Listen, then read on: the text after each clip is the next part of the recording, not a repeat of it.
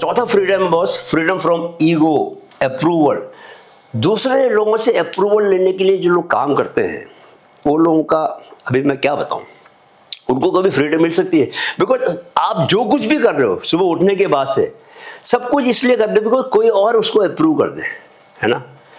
या सब कुछ इसके लिए कर रहे हो कि आपके ईगो को सेटिस्फेक्शन मिलता है, आपके ईगो को अच्छा लगता है ना? आपके ईगो को अच्छा लगता है कि आपने सोशल मीडिया में कोई पोस्ट बना के डाली, लोगों ने पसंद किया, कमेंट किया, यू फील गुड इलेटेड, नहीं किया यू फील बैड, डाउन चले गए। तो बिना बात के मतलब सो ईगो के ऊपर निकलना बहुत ज़रूरी है। आपका ईगो एकदम ज़मीन पर बिछा दो। देखो, आत्मसम्मान अलग है, ईगो अलग है।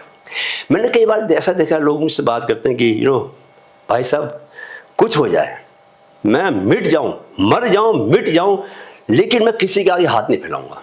क्यों भाई, क्यों नहीं फैलाओगे भाई?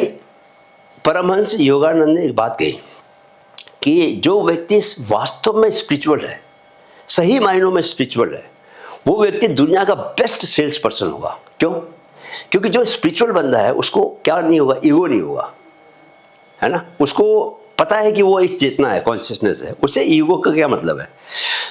तो इसके लिए वो जब दूसरों से बात करेगा तो उसको अपने ईगो की कोई परवाह नहीं रहेगी।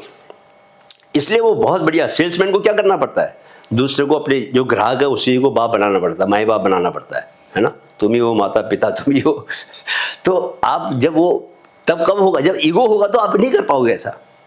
सो ईगो को साइड में छोड़िए और इंटेलिजेंस को यूज, बुद्धि का इस्तेमाल कीजिए। यार अभी मेरे पास पैसे नहीं है भाई, जीवन में घटनाएं ऐसी घटी हैं कि मैं नीचे पड़ा हुआ हूँ, I need somebody help, somebody hand, कि वो मेरे को हाथ पकड़ खींचे। Look for that hand. ये नहीं कि नहीं भाई मैं तो अपने आप उठूंगा। देखो भाई, दुनिया में आज तक 50 लाख साल से जीवन चल रहा है और लोग आए और गए, कितने सूरवीर आए और चले गए, तुम भी नहीं पड़ जाओगे यार। एक छोटा जीवन मिला हुआ है, थोड़ा इंटेलिजेंट बुद्धि के साथ जियो, उसको लगाओ दिमाग कि कहाँ पर क्या करना है। मांगने से छोटा नहीं होता, मांगने से इंसान बड़ा होता है। मैं बोलता हूँ कि जो बड़ा इंसान है वही मांग सकता है, छोटा इंसान नहीं मांगता, है ना? सो ईगो से बाहर निकलो, राइट? पांचवा है फ्रीडम फ्रॉम इमोशनल रिएक्टिविटी, मतलब इमोशनल रिएक्शन। अपने दिनचर्या को देखो, मेरी लाइफ में भी बहुत लंबे समय तक ऐसा हुआ है, अभी भी थोड़ा बहुत होता है। ऐसी बात नहीं कि मैं बिल्कुल ही बाहर निकल के एकदम संत महात्मा बन गया हूँ, बट मैं उसको ऑब्जर्व करता हूँ, यार ये हो क्या रहा है। सो इमोशनल होकर रिएक्ट करना, दिस इज समथिंग जो आपको हमेशा उस काम को करने से रोकता है जो काम को आपका शांत माइंड करता। आप अगर बिल्कुल काम माइंड से कोई सोचो तो आप अपनी सारी एनर्जी को एक डायरेक्शन में लगाओगे जहाँ पर कि कोई गोल अचीव होगा, कुछ फ्रूटफुल काम करोगे, कुछ प्रोडक्टिविटी आप बढ़ाओगे, ताकि कुछ हो, समाज का भला हो, आपको पैसा मिले, आपका नाम, कुछ ना कुछ ऐसा काम होगा जो एक डायरेक्शन में होगा, है ना? लेकिन जब आप इमोशनली रिएक्ट करते हो तो आप बस रिएक्ट ही करते हो। तो इसलिए एक मैनेजमेंट में एक बोला जाता है कि रिएक्ट मत करो, रेस्पॉन्ड करो। जब when you are responding then you are using your wisdom कि यार क्या चीज़ सही है, क्या चीज़ गलत है ना? महाभारत में विदुर ने कभी किसी को इमोशनली रिएक्ट नहीं किया, हमेशा शांति से बात की। तो विदुर जो है दूरदर्शी थे। तो दूरदर्शी बनो, रेस्पॉन्ड करो कि इस वक्त पे क्या जरूरी है, उसके लिए क्या जरूरी है, आपके लिए क्या जरूरी है। That should be controlling your behaviour. नहीं कि कुछ भी आ गया रिएक्ट कर दिया, घर में बीवी से रिएक्ट कर दिया, बच्चों को रिएक्ट कर दिया, किसी ने ऑफिस में बॉस ने कुछ बोला उसको रिएक्ट कर दिया। सो आप हमेशा जब आप इमोशनली रिएक्ट कर रहे हो तो अपना ही नुकसान कर रहे हो, है ना? आपको अच्छा लगता है कि कोई आदमी बहुत ज़्यादा इमोशनल हो गया कुछ बात पे, आप अगर बॉस हो तो आपके अंडर में काम करते हैं लोग, तो जो आदमी आपकी हर बात पे इमोशनली रिएक्शन देता है आपको, तो आप अवॉइड करते हो ना, कि अननेसेसरी एनर्जी जाती है उसमें। तो ऐसे अगर आप जब दूसरों को लेके रिएक्ट करते हो तो आप दूसरों की एनर्जी लेते हो, तो सब लोग अवॉइड करेंगे आपको। जितना आप शांत रहोगे, जिम्मेदारी से रिस्पॉन्ड करोगे, उतना लोग आपके पास आएंगे, सफलता आपको मिलेगी, सफलता आपके कदम चूमेगी। क्यों? क्योंकि आप रिएक्ट नहीं करते, आप रिस्पॉन्ड करते हो। और लास्ट दोस्तों, freedom to live by your own priorities. ये गजब की चीज़ है। अल्टीमेटली जीवन को उस तरफ लेके जाओ जहाँ पर कि आप अपने जीवन को अपनी शर्तों पे जियो, दूसरों के हिसाब से मत जियो। समाज ने ये बोला इसलिए, पिताजी ने ये बोला इसलिए, माताजी ने ये बोला इसलिए, गुरुजी ने बोला इसलिए। आप देखो कि यार आपका स्वभाव क्या है, आपका बीइंग क्या है। देखो मैंने 5 साल के बाद इंडियन आर्मी छोड़ दी। My mom was after me, she was saying that बेटा कुछ कर ले तू फौज मत छोड़। बिकॉज उत्तराखंड में जो लोग फौजी बन जाते हैं, ऑफिसर बन जाते हैं स्पेशली, वो लोगों को बहुत बड़े मतलब कैबिनेट मिनिस्टर के रूप में देखा जाता था। आज से मैं 25 साल पहले 30 साल पहले की बात कर रहा हूँ। आज तो खैर वैसी बात नहीं रही, लेकिन मैं बोल रहा हूँ कि मैंने छोड़ दिया बिकॉज मुझे इसकी परवाह नहीं थी।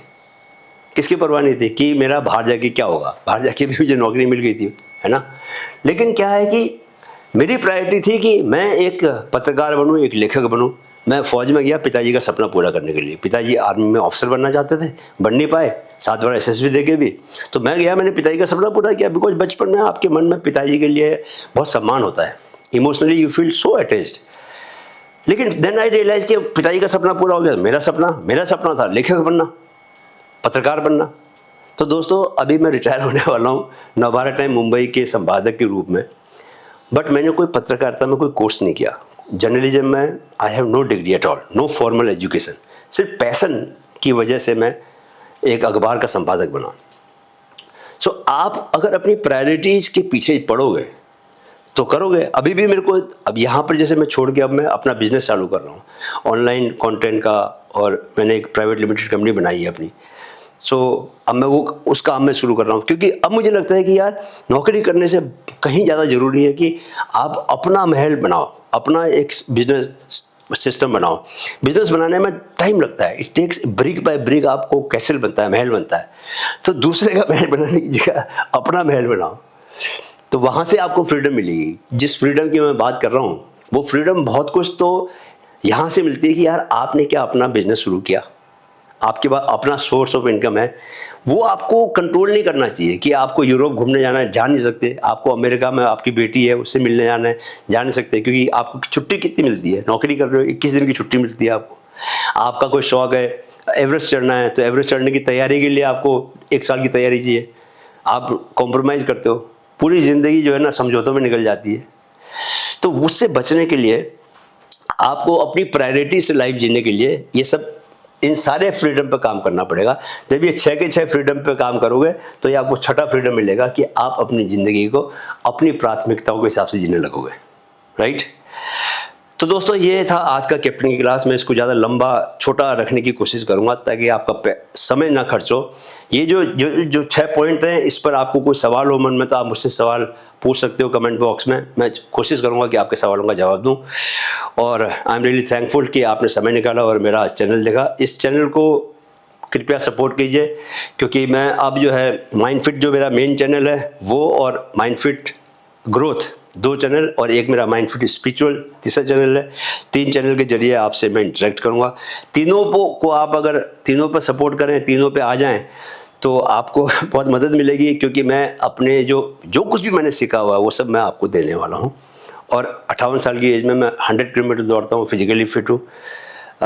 मैं रोज़ मेडिटेशन करता हूँ, 25 मिनट का कम से कम मेडिटेशन करता हूँ।